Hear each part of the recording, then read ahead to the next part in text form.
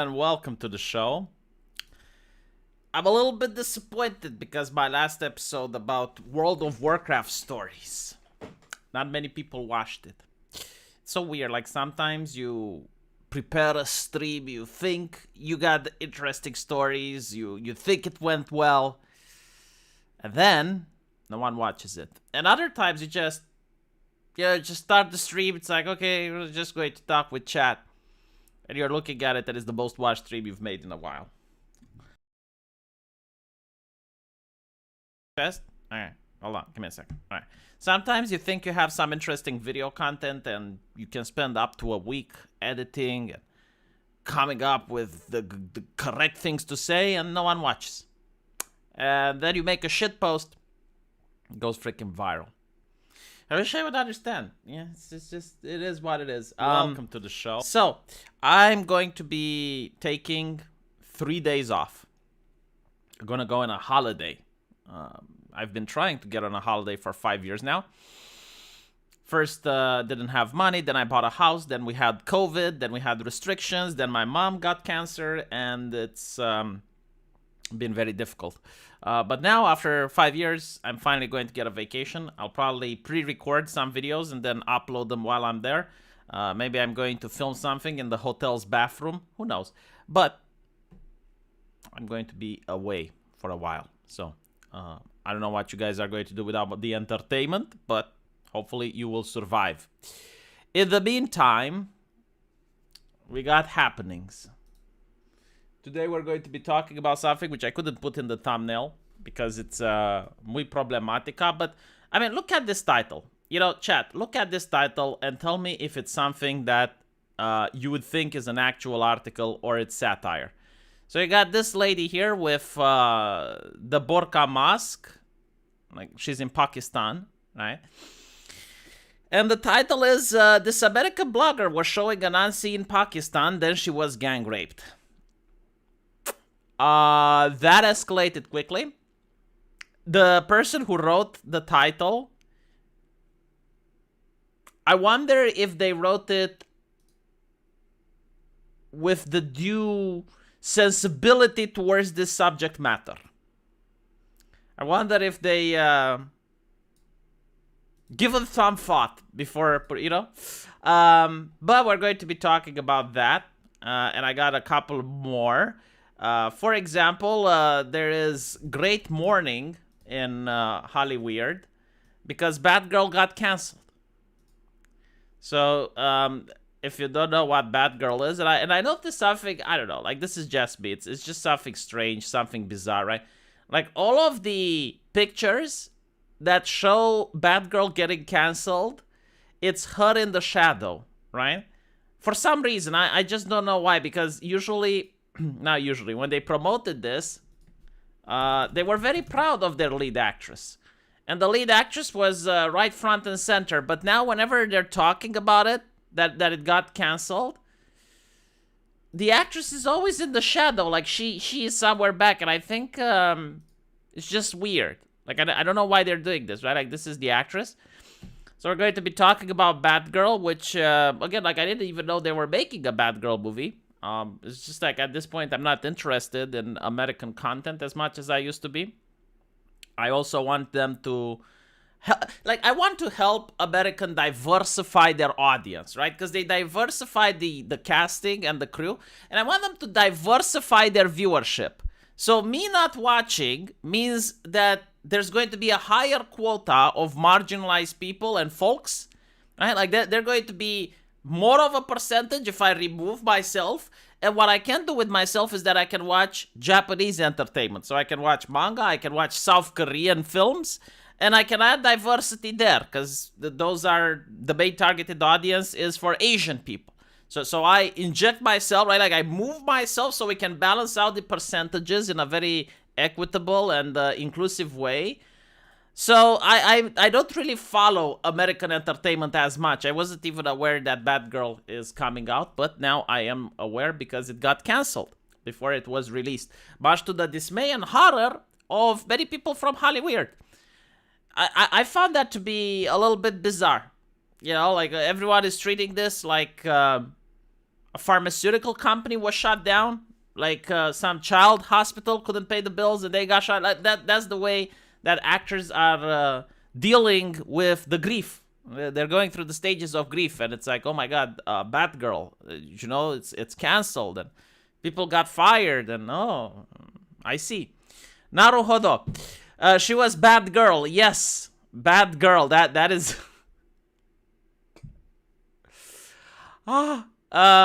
And hello one, or how can I call? I gave her a wrench. I don't know, like, guys, how do you call this lady over here? Like, look here.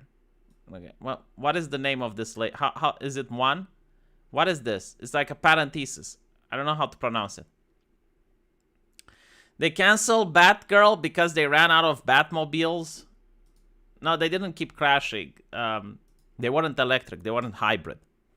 I love the fact that now they don't even advocate for hybrid. Now it's like electric. Need electricity. Katanaka?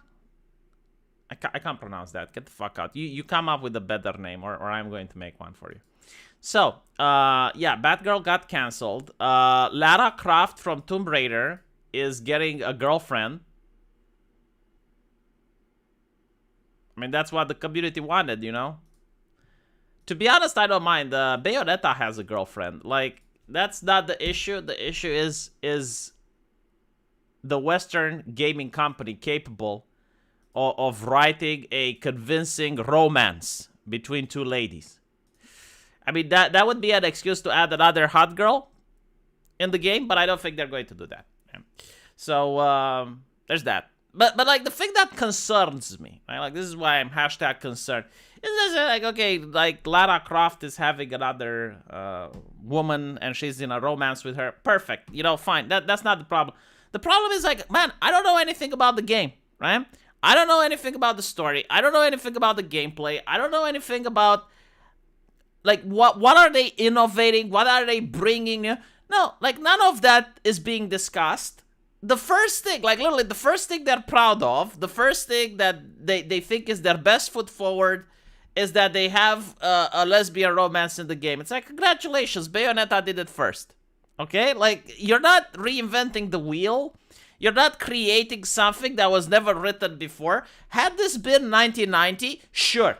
Like in 1990s, you had something like this that people would have talked about. In 2022, no one fucking cares.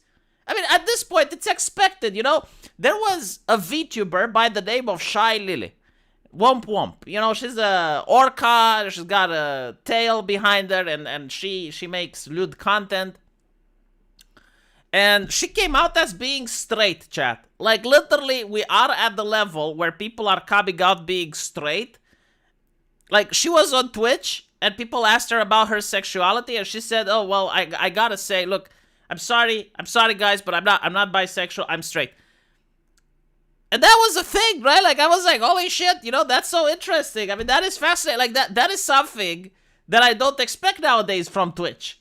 I mean, it's Twitch. Speaking of Twitch, we're going to talk about Twitch a little bit. Because there's TwitchCon.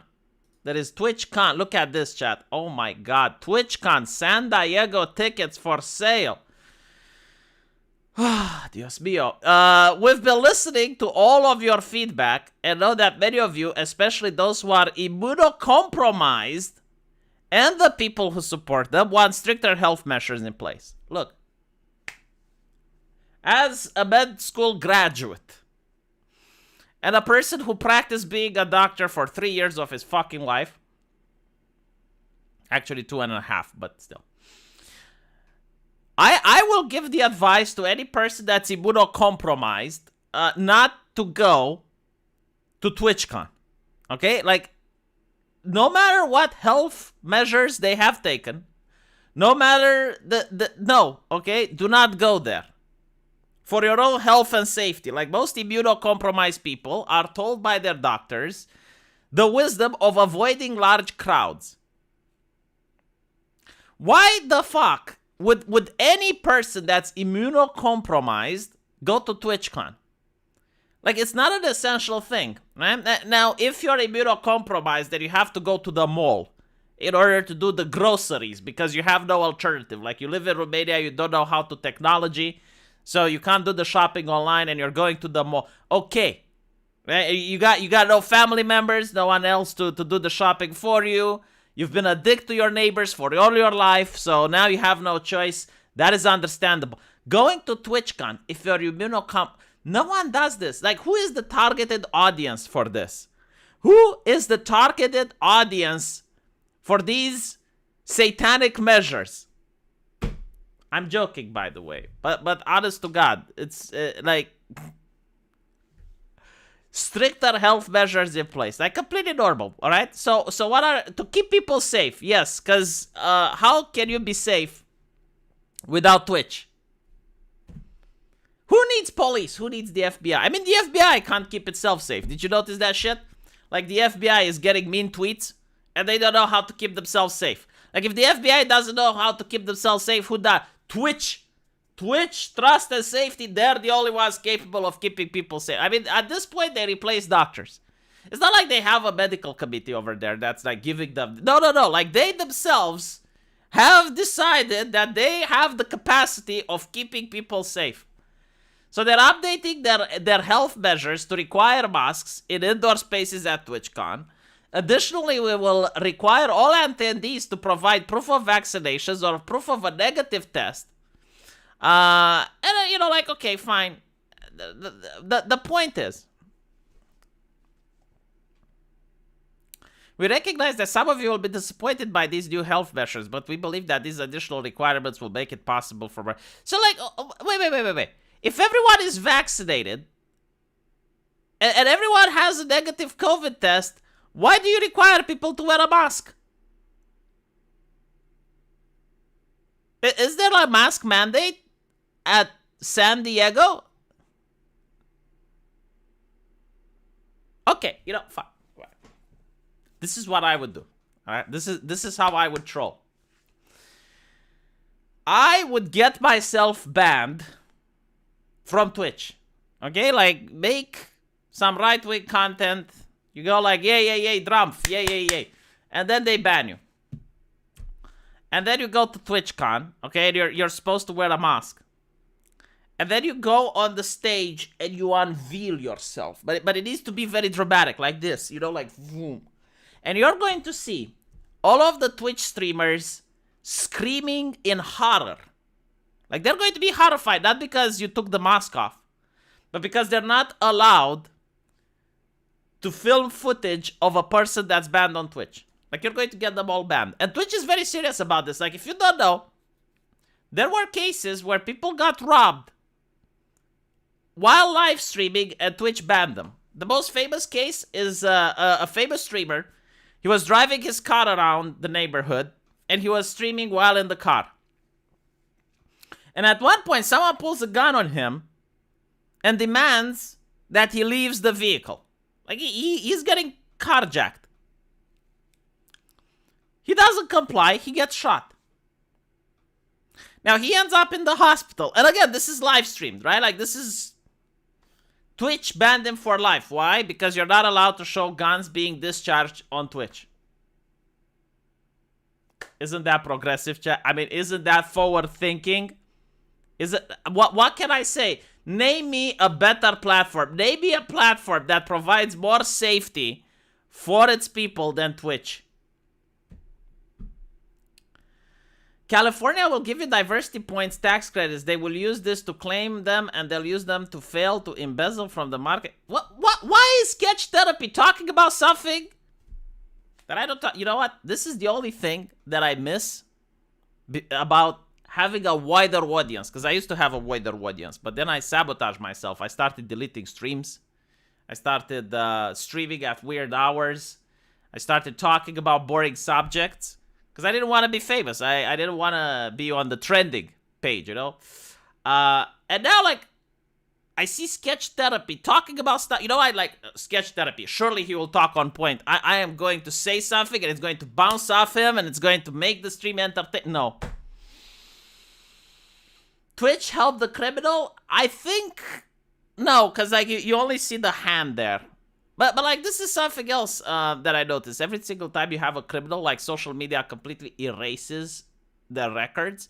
And I don't think that's good, because sometimes you can learn the signs of a crazy person so that you can be aware. And it's like, oh, well, I saw that criminal, that's how he behaved, and now this person is behaving the same way. I should be careful. But no, like, it's okay. The media will tell you how they behave. Was the carjacker a protected class? No. I think, I don't know. Like, dude, it doesn't even fucking matter.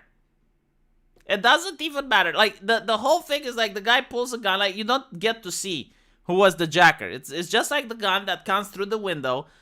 The person demands that the driver steps out. The driver just accelerates and bam, bang. Now, he survived. He went to the hospital. They managed to patch him up. But still, like, Twitch banned his account in a time where he actually could have used the money in order to pay for the medical services. Famous for clout chasing weirdos. The whiter audience, I swear to God, the whiter audience probably makes sense because like the overwhelming amount of like people who genuinely want to censor art, whether it's anime, whether it's video games, like the people that are offended because there's boobies in video games, overwhelmingly white women. I see them on Twitter. Like, I think that's like the biggest demographic. So when you say the whiter audience, you might have a point. Unironically. I mean, look at black people. They love anime. They absolutely love anime. And they're not the ones asking. It's like, oh, well, we need to censor Legacy of the Shield Hero. Or we need to censor Attack on Titan because it has fascismus in it and blah, blah, blah. No, like, when you see someone complaining about Uzaki-chan, it's a white person. I guarantee to you. Usually a furry. There's an overlap. I don't know why, but furries seem to be the most censorious people. Like, the furry community, which used to be one of the most oppressed communities, for obvious reasons, when I grew up, is now the one that's trying to oppress people the most on Twitter. Whatever. I don't get it, but still. Skinphobic. What is skinphobic? Anyway, all right, let's move on to a different subject. Brigitte. Holy shit. Oh my god. Like, this is something that I didn't know, right? See, I don't play Guilty Gear. I love fighting games, but for some reason, I just can't get into Guilty Gear. I guess mastering a fighting game from ground up is something that I don't feel like doing right now. I tried doing the tutorial and it's like, all right, let's talk about red Roman cancel, and now purple Roman cancel, and now purple Roman cancel, and now yellow Roman, and I fucking hell, what the fuck, right? So I don't like Guilty Gear. I don't know the characters. I'm not into it, but they're making this character, right? And this character, I talked about him or her, depending on which ending you get. It can be a man or a woman. We'll talk about that. But I talked about her yesterday, right? And the problem was that transgender activists are upset because it's not voiced by a transgender character, like a transgender voice actor, right? So it's not authentic, and they were upset. Now, it gets funny as fuck when you actually understand the lore of this character. So the lore of this person is that they were twins, and her sister died. So his parents forced him to live like a girl. So it was imposed on him by the parents, right? Like, the parents constrained him to live like a girl. And there's two endings. There's the good ending and the bad ending. And in one of the endings, they become transgender. But in the other ending, they reject the parents' influence and just identify as a more feminine man. Right? And because of that, like, Twitter is cherishing the fact that, oh, like, transgender representation. And I'm like, did you read the story? Like, is this what you want to cherish? Again, this is not like, in the video game, the character didn't grew up and said, all right, well, I'm going to be trans. No, that's not what happened. Apparently, the parents forced the femininity upon their child because they lost their sister and they wanted this other child to replace the one they lost, right? So I'm curious if the activists are even aware of what they're saying. Like, I'm curious if they know the story. It is psychological abuse. I mean, it is. But I guess like there's two explanations. Number one, they don't know the lore. Okay, so if they don't know the lore, all right, like, but again, this goes to show how many times they talk about games and they pressure companies to do things when they don't even care about buying the product. Like, if you're not going to buy the product, why are you having an input on this? Unless it's like something bad that you don't like, and if there was a change that you asked for, then you would buy the product. Like, that would be completely different. I would agree with that, right? But that's not what they're doing. What they're doing is like, oh, well, finally a character we like. Oh, all the other bigots. The company needs to do better. But they're never going to buy it, right? So that is the number one explanation. They genuinely do not know about the lore. The second explanation is that they do know and they see no problem with it. Like, they see no problem in the parents forcing this identity upon the child, even though they would be against it if the opposite was true. Like, if the child was transgender and the parents were trying to cisgenderize it, like, they would view that as abuse. But in the other person, in this situation, they view it as something to be glorified.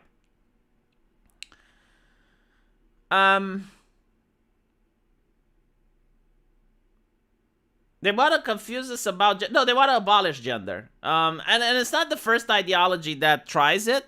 I keep mentioning the Spanish Revolution, I think, is the first that tried it, right? Because it's like from equalite, so like no gender would mean equality.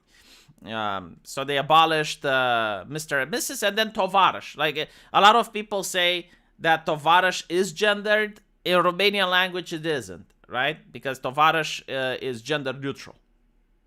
So you instead of using pronouns like zr, her, zim, no, you just say Tovarăș, right? So like, if Zenith came up to me and he said his pronouns are zr, her, if I were to say Tovarăș Zenith, I don't think I would offend him. Or comrade Zenith, right?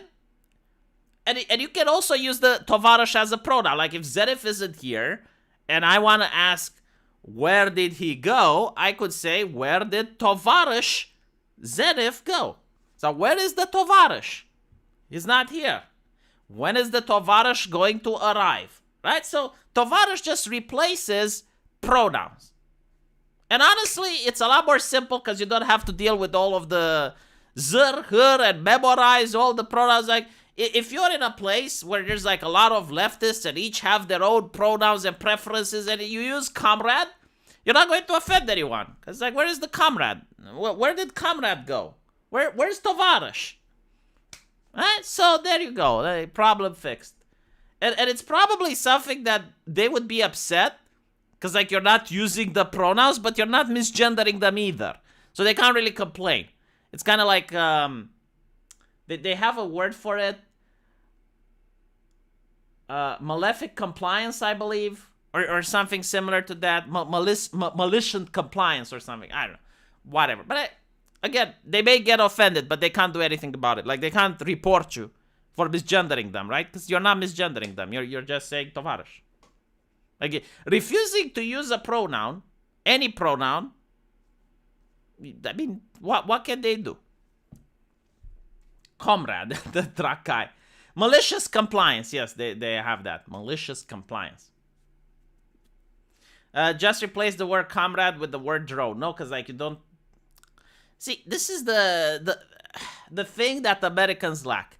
Here in Eastern Europe, after being under brutal dictatorial regime, which would get you fired or worse, like arrested for violating their ideological garbage, you need to know how to brush against the person at such a level where they can't really say if you're a bad person or not. You know, like, for example, if I were to upset Pipkin Pippa, you know, she plays a bunny avatar on YouTube, right?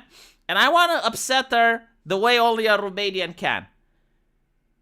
You send her a rabbit foot.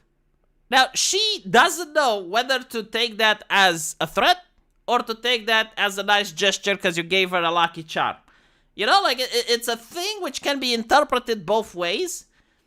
and you can't really get angry at the person, because like what if they just meant it as a gesture of good faith? But at the same time, you can't take it as a gesture of good faith, because like she's a rabbit, you're sending her a rabbit foot. Like that is some. What if there's an implied threat, right? So it's like this beautiful art of fucking with people without them being able to call you out. So calling people tovarish is the exact same thing. It's like, well, like, is this a bad person or a good person? Like, he's not using my pronouns, but he's not misgendering me either, so. I think the British still like saying comrade. Yeah. It's look, unless we served in the military, I'm not calling you my comrade, all right? Unless I'm calling it you in an ironic way. Fucking like comrade. It's. I'm reading a little bit about Marxist literature, and fucking hell, they're annoying. Like, for example, the word humanizing. You know, like Marxists keep using humanizing. Do you know what humanizing actually means in Marxist speak? It means achieving socialism, right? So they believe that only through socialism can humans become humans. Like, without socialism, there is the process of dehumanization. So capitalism dehumanizes people. But with socialism, it humanizes them. Empowering. Empowering means making people woke. Like, literally, that's what it means. So, like, when a person starts understanding the systemic struggles of racismus and sexismus and the fact that we're all in this together as a class conscious, achieving class conscious is actually what they call it. Yeah. Like, achieving class conscious is empowering, right? So it's very interesting. Like, once you actually understand the buzzwords that they use and what they actually mean, you can actually read a Marxist text that it actually makes sense. Because otherwise, you know, like you read about such and such helped women. This movie helped empower women and is humanizing the fandom. It's like, what the fuck does that mean? And then you realize, okay, so empowering women, like, is it trying to help women understand the class-conscious struggle? And then humanizing the fandom, it means it's bringing the fandom closest to the Marxist ideals. Bob BQ, member for 3 months. Holy shit, 3 months, really? Kumrad. I would call someone Kumrad. But actually, you know what? Watching porn with other people is bizarre. I don't think I can do it even with my wife. Like, I would be embarrassed. I don't like watching la gente when other people are in the room. I noticed that women do that sometimes, and for women it's funny. Like, if you have 3 women watching porn, they're laughing at it. It's hilarious for them. It's like comedy. And I'm like, what is so funny about it? Like, huh? Like, what is funny? The only funny thing is porn bloopers. Like, you have an actress which is pushing a dildo inside her, and at one point it slips and she goes, whoops. You know, like, that is funny. I agree. But, like, other than that, I generally don't understand why, like, a woman can watch 2 people fuck and she's laughing. Like, look, one is back. Someone's listening to new discoveries. I do not know why that is. Women are weird like that. I do listen to James Lindsay every now and then, yes. But I also drag my own conclusions.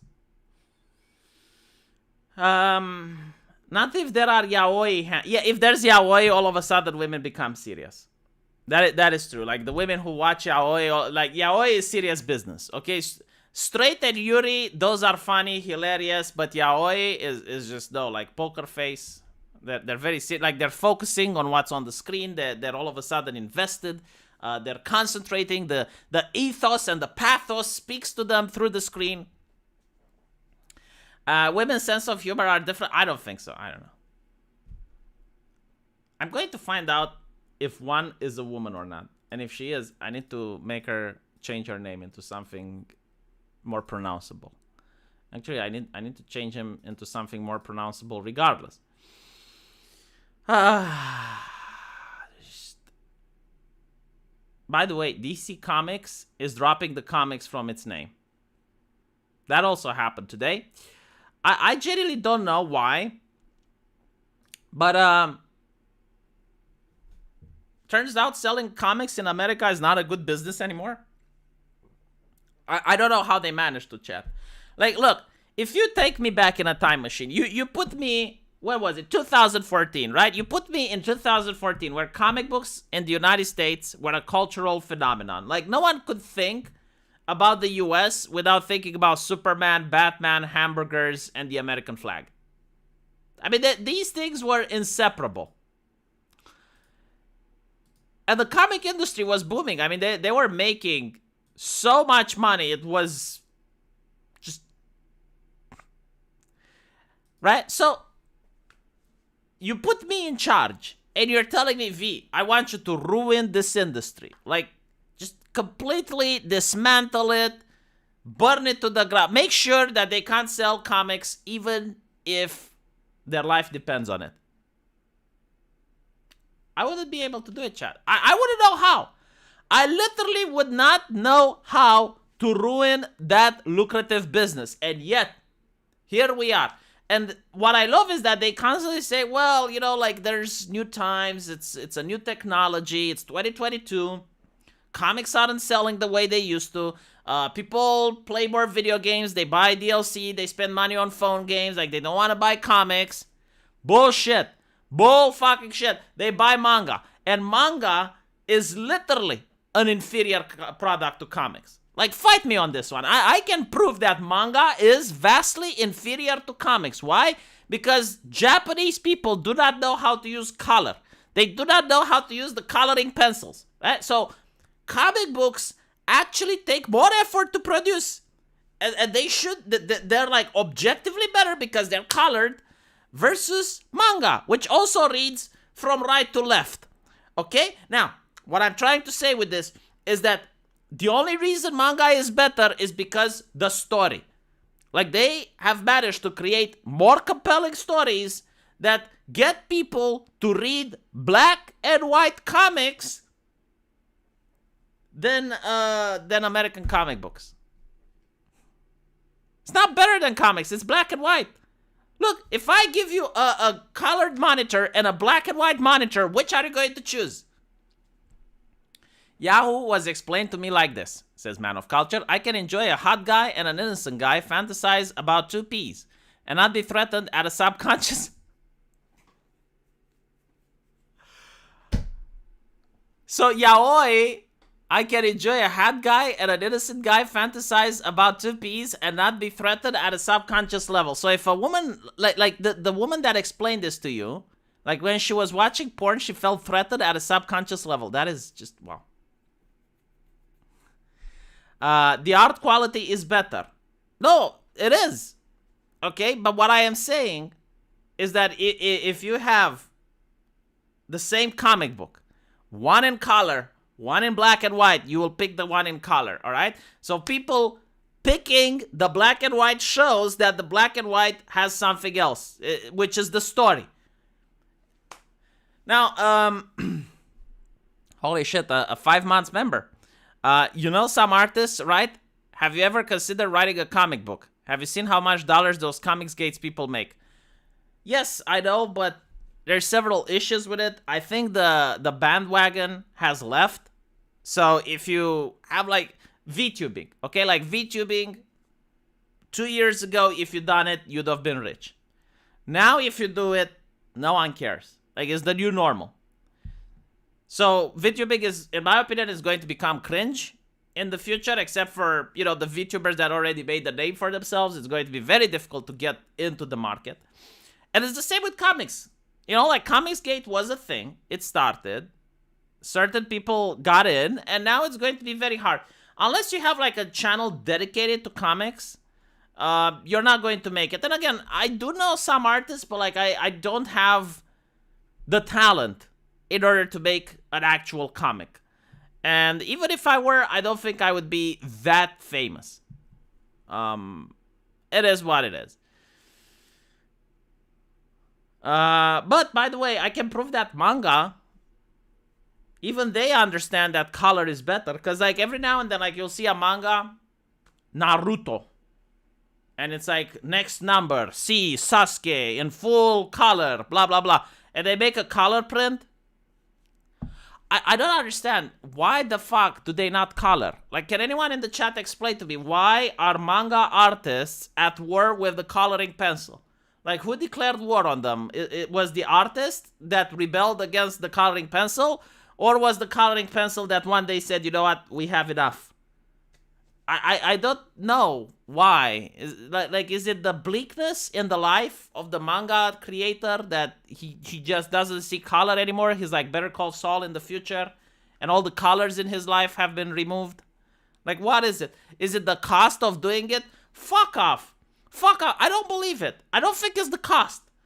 I mean, surely some mangas have made so much money that they could afford coloring. And even then, let's assume that, okay, well, it's not the cost. Why is it that others, like, for example, South Korea, they make manga as well. It's got a different name for it. And China. And they color it. Some of them. I don't know. It's just like, but even then, like, why is it that the fans aren't coloring them? You know, like, when you get a Warhammer figurine and it's gray, it's out of the factory, you already pay like $500 for one. And you then start coloring it yourself. Do people color manga? I'm genuinely curious.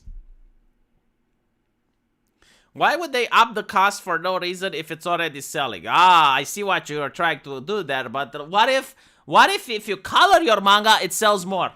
How about that? Like, I'm willing to bet if you color your manga, it will sell more because people already go, oh, the next issue, it's got a color print. Oh, it's a collector's value. We need to buy the color. If you were to color your manga, a lot of people would be like, okay, well, this one's different. Like, let's see what it's about. Oh, it's kind of cool. They don't color it because they're not toddlers. Oh, shut the fuck up. People color manga. I've never seen it. It's just an art style. Not everyone will shut up. Oh my god, it's just an art style. I really hate this line of expression. You know, it's like, let's sing music without the instruments. I mean, you can, right? I can go like la la la la la la la. But without a violin and an orchestra in the background, you know, it's not as good. Like, objectively, it's not as good. Maybe an art style to just sing, you know, with no musical instrument, and some people do it, but singing with a musical instrument is a lot better. People who are not reading manga are not going to start if you color it. No, but there are people who read manga, and they might read your manga just because it's colored. Like, you may pique their interest. They might be like, why is this one colored? Like, what does it have? And they might just look into it, and they will be like, oh, this is actually good. Also, there's something else which happened. So, I've been looking at the market with VTubing. Apparently nowadays, to have a VTube model, is around $10,000. So if you want to get into VTubing, and you want a decent looking model, and then you have to pay for the rigging, and maybe you want a background and some stream elements, and you want to make your channel, $10,000. So I know people which are willing to spend 20. And I'm asking them, it's like, well, what if you don't like VTubing? What if you don't like streaming? There's two types of people. Usually people who make video content and then they decide to stream. Or people who never made anything, but they're watching, oh, look, Iron Mouse, she's really great.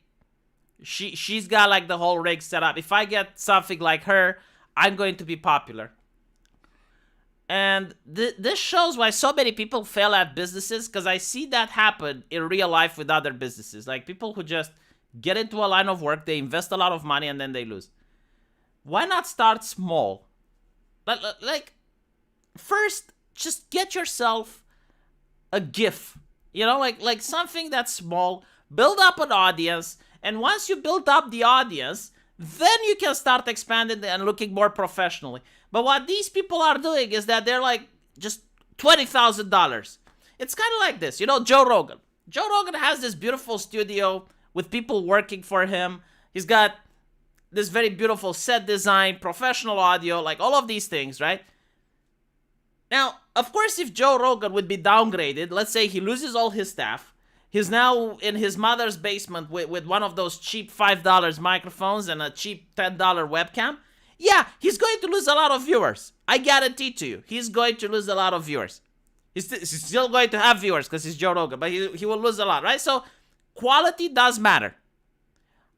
However, if you take me, for example, and you put me in Joe Rogan's studio, and now I have access to his studio, I have access to his staff, I'm not going to get the same people that he does. I'm not going to get the same amount of cash that he does, right?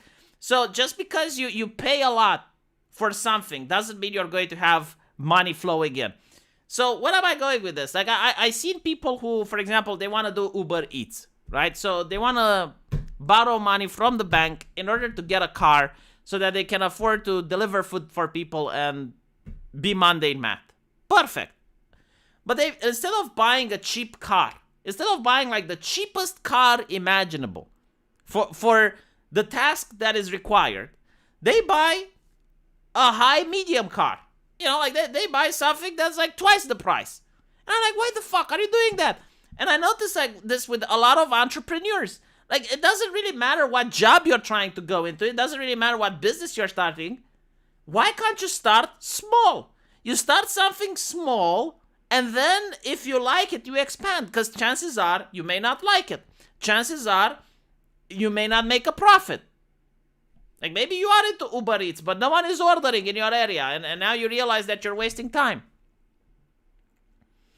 But, world's man, the Japanese are not people of color. Unironically, progressives do not believe that the Japanese are people of color because they live in a cisgender, patriarchal, heteronormative capitalist culture. And that is very problematic. If they were not going to buy it without it being colored, then why color it? So, you make an audience, and then when you color it, you increase the value of the product, and then you can attract more people. So that's my take. It's the same with YouTube. You know, you have streamers like Iron Mouse. I learned today that she started small. She even got like free stream elements, and she had a very cheap avatar. And now she looks very professional. She upgraded her stuff, and she's get more people. It's the same with manga. You know, you start black and white, you get an audience, and then you can upgrade in order to get more people. Like with this concept, well, if it sells, why innovate? Is why businesses go bankrupt. Just because it sells doesn't mean you need to stop innovating. Because if you don't innovate, well, other people can. I guarantee to you, if American comics would start making good stories again, manga would lose a lot of money. Like, there's a lot of people that would drop manga if American comics were to start making great stories, if they were to start making good content again. But that's not going to happen. Colored manga is usually a special edition. There are some fans colored mangas, but obviously only available online. Yeah. Well, as I said, like, people buy the special edition. Like, they know that the coloring drives sales. I genuinely don't know. I do think it's an art style at this point. Like, I genuinely think it's an art style. I do not think it's because of money or financial. I mean, especially when you can color based on computer-generated stuff. Like, you have programs that can color, and you have ways to do it. Check out the VTuber called Vox Akuma. Lovely British guy that likes to play video games. Do you know that there is a VTuber called Jesus? VTuber Jesus. Let me see if I can find him. It's a little bit blasphemous, chat.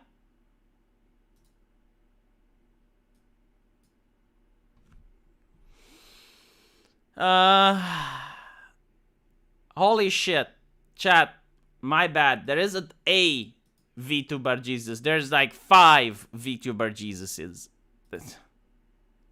One of them is called RN Jesus. I guess this one is trying to pussyfoot around the blasphemy.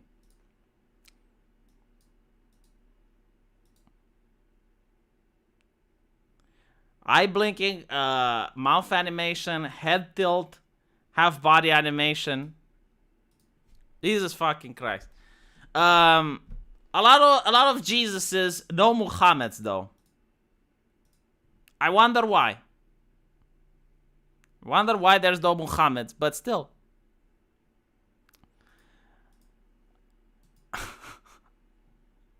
It is blasphemy, yes. Fun fact about blasphemy: there's that game, Smite. You know, the one with the gods, and they have the Hindi gods in it. And I thought that's interesting because like they have the Egyptian gods, they have like the Norse gods, they have the Olympic gods, and the Elder gods. I think they have Cthulhu in it.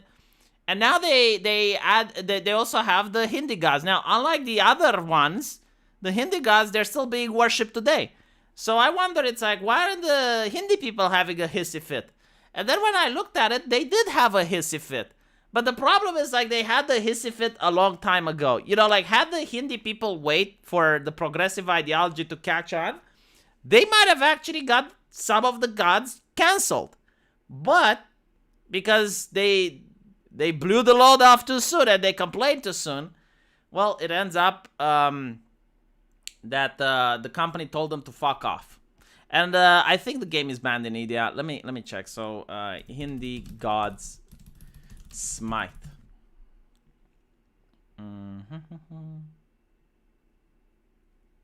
Here we go.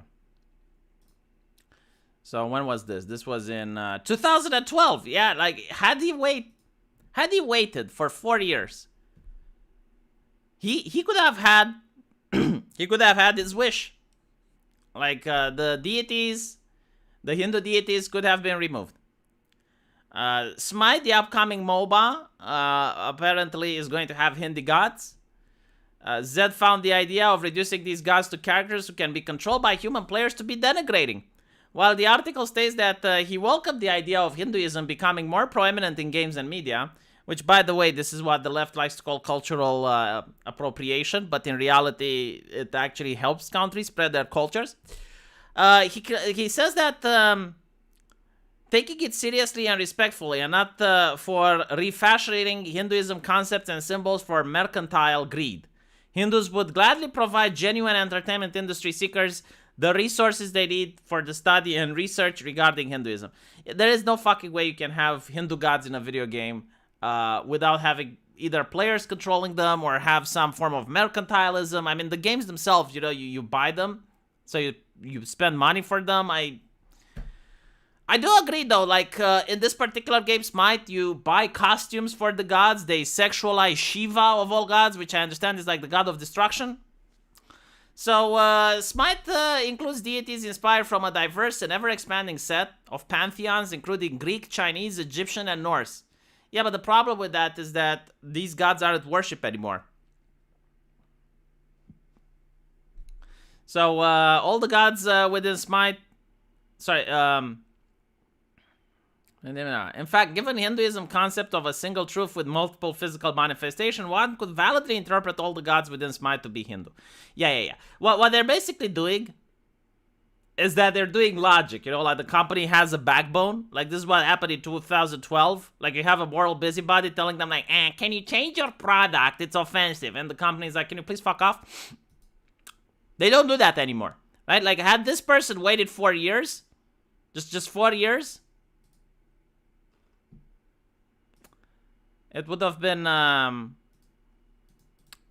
something that he could achieve. He could have gotten the company to censor itself. The anti-beef stuff claiming it causes global warming is Hindu propaganda. I don't think it is. I don't think it is, because it's not just beef, right? It's not just cow. It's also pork. It's also any type of meat. So it's not just beef. I think like chickens as well, right? But I do know that at one point there was a bug, and people on Facebook could see who's behind the Greta Thunberg account. Like I don't know how exactly it happened, but there was this bug, and it was an Indian guy from the United Nations that was controlling Greta Thunberg's account. And there was another bug where Greta Thunberg was giving Indian activists who were actors and famous people a list of things to say publicly regarding some protests in India, like farmer protests and stuff. Shinda and Vishnu are male deities, but I thought that Krishna was female when I first say a painting. I don't know if the gods... Well, I shouldn't say actually, because they might actually do have gender. But beef specifically because of the farts. Yeah, but like the pig farts and the pig burps as well, right? But like the beef is different because the cow is larger, I guess. So that's why they constantly like to talk about cow farts. It is a good point though. Like they usually talk about cow farts, right? They don't talk about pig farts, right? They don't talk about like the whole animal husbandry. It's just the cows that usually get mentioned. But no, like you'll see that they're fucking the fish industry as well. I mean, even like places that don't have anything to do with the carbon, they're being fucked. I mean, the UK was complaining about the fishing industry. Spain was complaining about the fishing industry. People in people in the Netherlands, they're complaining that the government is not allowing them to fish. So on and so forth, right? Like it's almost like they're purposefully trying to cause a food shortage. Grieta inspired the revolution in Sri Lanka. No, not the one in Sri Lanka. I think it's the one that happened a couple of years ago in India. It was the farmers' protest. It was very similar to the truck protest in Canada. Pig farts equal energy. Ron Bartertown. They throw all the crap and garbage into the river and coastal waters. Oh, God. I'm doing my part from the environment. I'm eating cows. Well, for now at least. Just give it a little bit more time. Wonder when they will add Muhammad in Smite. Man, they didn't add Jesus in Smite either. Like, I'm really surprised they have. To be honest, like, there's not much Jesus can do, but you could add Moses. I mean, Moses would be a really interesting DPS, right? Like, he can summon plagues and stuff. He can buff allies. Like, there was that part in the Bible where he had to hold the staff high so that the people were fighting better. Like, Moses would actually be a good god for Smite, but they're not adding any of the Testament prophets or, any of the actual gods from the Bible. I guess you could add angels. Like, angels would be cool. Like, Archangel Michael or, Lucifer, stuff like that. You could add, but they're not doing that. So yeah, like they I think they just found the Hindu religion to be cool, and they didn't want to have Christianity as to not offend their main customers, because at the time they probably expected, and for good reason, that people in Europe and in the United States are going to be the main driving force in purchasing the game. You need to develop a taste for bugs. Do you know like how many people are going to be having allergies to bugs? I think the substance is called chitin. Chitin is or chitin. I don't know exactly. It's a substance that's very prominent in bugs, and it might cause allergies in people. And another thing that I really hate, and this is pure vegan propaganda, is when they say, well, there's more protein in bugs than beef or something like that. Like, first of all, not all proteins, just because it's a protein doesn't mean it's the same. Like, it's like saying, well, there's more atoms in this can than in the other. It's like, okay, but who the fuck cares, right? Your body digests product in a very complex manner. So just because like plant protein, animal protein, and bug protein are being digested by different enzymes, and your body can digest some or not others, it can extract more energy from some and not from others. So just to say, well, there's more protein in this than in that is very disingenuous. And secondly, it's not like you don't eat meat just for the protein. Like, there's other substances within the meat that your body requires. So it's not just the protein.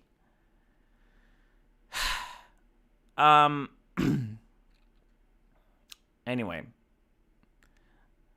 Well, usually digestion is about enzyme, right? So, for example, the people who are lactose intolerant, they lack the enzyme required to digest milk. Milk is also protein-based, right? So, the people who lack the enzyme to digest milk, I think it's called... well,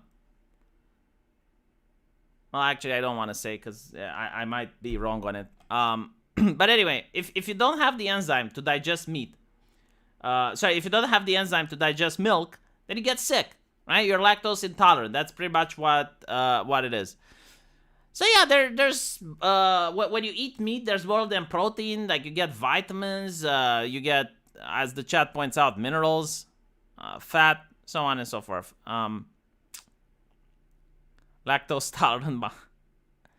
Protein is actually pretty low on the needs. Fats are more important. It really depends. You know, like the thing with nutrition is still... It's very individual based. Okay? And I can prove that. Preference taste is what would show that when it comes to eating... You know, like, while most people are fitting in a category, like you can say, well, yeah, like this is the healthy diet. You will notice that individuals, like some people really despise pickles. Other people cannot taste cheese. Other people love French fries. Other people, right?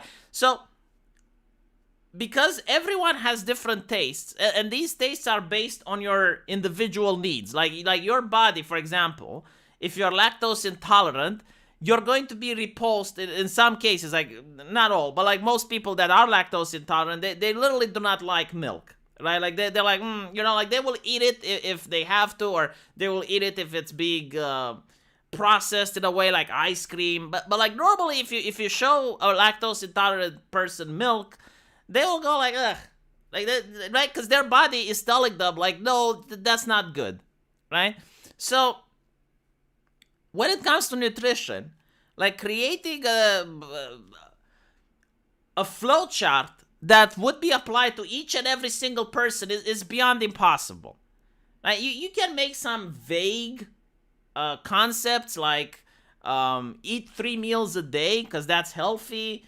Try to eat more vegetables than meat, but you still need to balance it, right? Like on your plate, there should be vegetables, there should be meat. You can make like these statements, but when it comes down to like making a diet, right? Like you can say, okay, the keto diet. Like for some people it will work, for some people it won't. For some people, something that works very well is very unhealthy for others. For example, being a carnivore, you know, like the carnivore diet. Some people love it. Like they feel strong, they feel really well by having it. Other people, they feel that they have bad breath, they feel nauseated, they feel hungry after eating. You know, it is what it is. My point is that when it comes to nutrition, doctors still haven't fully discovered the intricacies. And there's no, like, one-all-fit-all solution. I can't eat 3 meals a day. Well, it's good for you to eat 3 meals a day. Now, whether you can or can't, that's a different story. Since I'm Asian, I'm lactose intolerant. However, I will eat tons of ice cream or milk, but I'm just going to have explosive diarrhea. Well, it's exactly how I said it, right? Like if it's processed in a different way, like for example, put in ice cream, then you may like it, but it's not good for you. Eating 3 meals a day is kind of bad. Eating less more frequently is better for some. Now, I think 3 meals a day is like the average. I do think like if you manage to eat 3 meals a day, it's not bad. What's bad is eating 1 meal a day. Like that is actually bad. If you eat one very calorie explosive meal, like for example, in the middle of the day, you have like some French fries in greasy oils with a hamburger that's very greasy as well, right? And 3 loaves of bread. And that's your entire meal for that day. Yeah, that's bad. I mean, eating 3 meals is a lot better than that. Having milk is too painful for myself. I love the report I read that people that had the gut biome replaced had their food cravings change. I mean, it makes fucking sense. It makes complete sense, right? Because your body, like, why do you get all these cravings? It's like what your body is telling you what you need. And it's a system that has evolved over thousands of years. So, yeah, I'm not surprised that if you were to change your gut biome, you'd probably change your preferences. But it's not only that, like, people change their preferences in time as well. So, when I was a kid, I didn't like cheese. I didn't like liver, right? Like chicken liver and stuff like that. And now I do like it. It's bizarre, right? But there's many cases of such people. Like they completely change their preferences. And there can be like things you really loved as a kid and you really like to eat, and now you're like, oh my fucking god, that is disgusting. Eating the bugs though, like that's an important topic, you know, like they keep talking about, oh yeah, well other people eat the bugs. So there have been cases during famines, especially brought by the benevolent communists, like they brought the famine upon people. So in China, for example, right, like, and they started eating insects and whatever they could, right, like locusts were one of the more comestible insects. But what happens after the famine went away, the people who ate the insects stopped eating them. Because, like, you know, what they're trying to make the argument is like, oh, it's really great, it's good food, it's good eating. Okay, fine, you know, like, but why is it that the people who, you know, because they say, well, you live in a society that normalizes eating pig and cow, and you've been trained by society not to eat insects. All right, but like we know societies that have ate insects out of necessity, right? Like during great hungers and whatnot. And the people who ate the insects, after the hunger was gone, they didn't still eat insects. Because like if they were that yummy and that good and delicious, they would have kept eating them. And even then, right, like when you look at the countries that do eat insects, they usually serve them as appetizers, or it's the poor lower class that eats them. And it's usually stigmatized to eat them. Like it's kind of like if you're in a, like let's say you're in an environment like Davos, right? And you have Chinese people where in their culture eating insects exists, but again, it's only the poor, the lower class, right? So if you were to serve insects towards a Chinese person like a businessman, they would be offended. Like they would look at that and they would feel offended by what you're doing. It's like you're serving them peasant food, basically. You're serving them the food of the poor. And even in other places, like you look at Africa, right? The reason they eat insects over there is because animal husbandry was very difficult due to the tsetse fly. So the tsetse fly makes raising cattle almost impossible because they kill the cattle, right? And they're like, how do you protect the cattle from the fly? It's very difficult. So because of that, there are certain people, especially the ones that are more to the fringes of the countries where you don't have logistics and transportation and it's difficult to get food there. You know, they do eat all sorts of grubs and stuff. But again, like they eat it because of necessity. It's not like they love eating them. There are certain people and certain cultures that are bewildering. Like, for example, Sweden. Like, Sweden has the surströmming. I'm pretty sure you guys know about it. It's a can of fish that smells unbelievably foul. It is ranked as one of the worst smells in the world. There even has been a lawsuit where a person opened a can of surströmming in a building and everyone had to evacuate the building. Now, the landowner wanted to kick this person out for opening the can of surströmming, saying that it has damaged the building, the premise. So what ends up happening is that the guy sues. It's like, well, it's just a bad smell, right? So the judge, you know, was siding with the guy, saying, well, come on, you know, it's just a can of fish. How bad can it smell? So they brought the can of surströmming at court, and they opened it in front of the judge. And I think the landlord won the case. But what I'm going with this is that when the can of surströmming was created, it happened in a time when refrigerators didn't exist, and preserving food, especially for the winter, in a country where food was very difficult to come by, was very important to find a way of preservation. So they used the canning. Now, as the fish rot and decomposed and the cans would bloat, right, it causes that unbelievable stench. It's just completely disgusting. And apparently, like, you're supposed to open it underwater, and it's very, right? But for some reason, the Swedish people still do it to this day. Like, normally you would think that now that we live in the miracle of technology and You don't have to have dead fish on your plate. No, you can still have like a can of surströmming to this day. To be fair, we do not eat it raw, and you should actually open the can underwater. You are supposed to eat it with other stuff. Yeah, no, I agree. But like, again, why though? Like, why? Because at the end of the day, I'm willing to bet, even if you open it underwater, even if you eat it with other stuff, it still tastes fucking vile.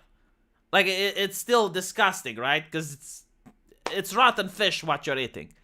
So, I guess it's like a cultural tradition where they're like, oh, well, this is something that we used to do, so it's fun, it's part of Swedish culture. But like, they're not going to have surströmming every day, right? Because it's not something that people enjoy eating. The stuff is fantastic. To drive like 90 minutes to the one Slav ethnic store in my area to get it. Oh, they sell it there? Project vomiting in the court. Doesn't that count as some sort of chemical attack against the courthouse? No. That's where the 3 loaves of bread come in. It's disgusting. How the hell do you open it underwater? Like, what do you mean, how do you open it underwater? You take a bucket, you sink the can of fish under the water, you open the can under the water, and then the smell isn't as bad, I guess. It doesn't taste that good. Why people do it, I have no idea. It's a tradition. Yeah, exactly. It's a tradition. It doesn't make any like the thing with not rotten cheese, moldy cheese, right? Like, it's cheese with mold, but that tastes good, right? So it is moldy cheese. Like, normally it's supposed to be disgusting because you got like the mold on the cheese and whatnot, but it tastes good. So I understand why people do it.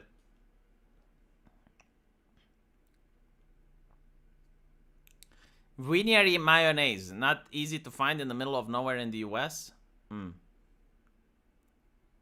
The practice still continues the tradition. It's probably like the same way some countries still eat bugs. From what I've been told, crickets, especially, they taste nutty. Like, they have a nutty flavor. Now, if you were to have like a cricket paste, because that's what they're going to make, like a cricket hamburger or something, and it's got like this nutty flavor, sure, like maybe as a curiosity, why not? I would try it once just to see how it tastes like.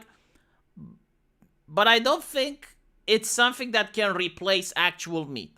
Like, I wouldn't have cricket hamburger every day. Famine and poverty created these eating habits. Correct. And that's exactly what the World Economic Forum wants to do. Like, they want to impoverish people. And the thing is, like, the sickening thing that I see is that they're not even pretending to be part of the people. Like, they're not even pretending that they're going to eat the bugs. You know, like, when you go to Davos, they're not eating the bugs, right? They're not renouncing their airplanes, their private jets and whatnot. No, like, they're still doing it. Like, they're still flying around with private jets in the world where you can Skype or use Zoom, right? They're not going to give up their eating habits. Like, how many people at Davos are actually vegan? So that's the thing that's really annoying, is that they want to impoverish you. It's like, remember, it's you will own nothing, right? And be happy. Like, you, not them. Like, they will own everything. You will own nothing. Like, someone still has to own the thing.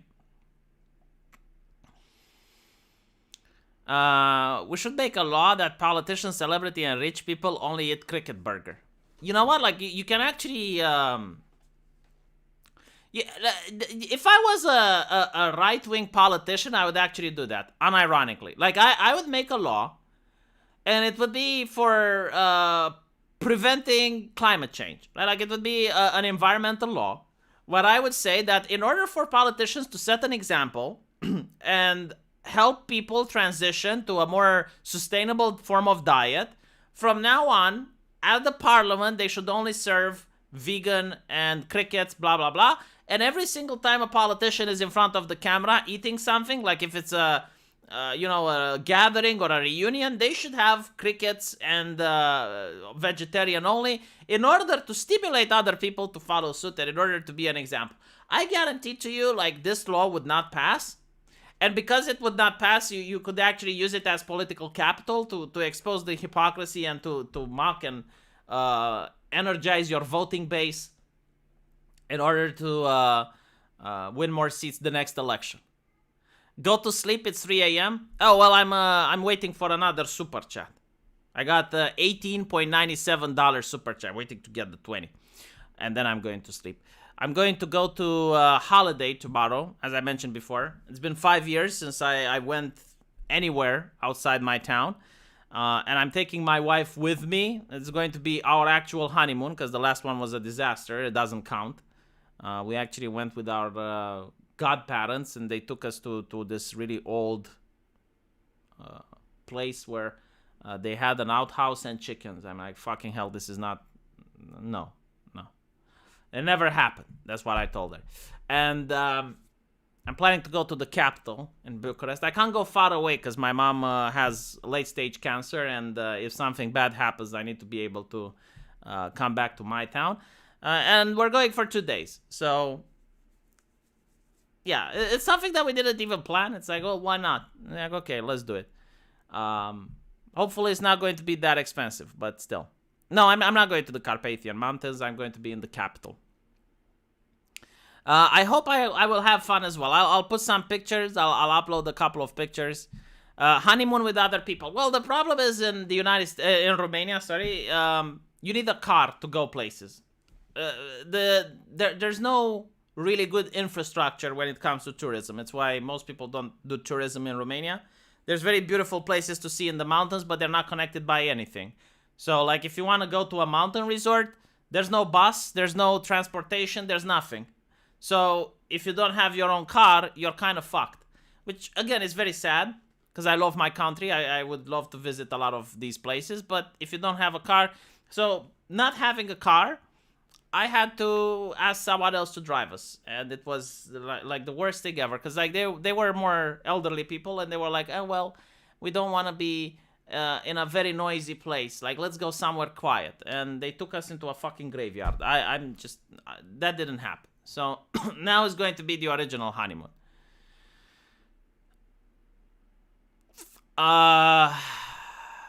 Make more people go breed. We need to outbreed the enemy, dude. You're not going to do that. Number one,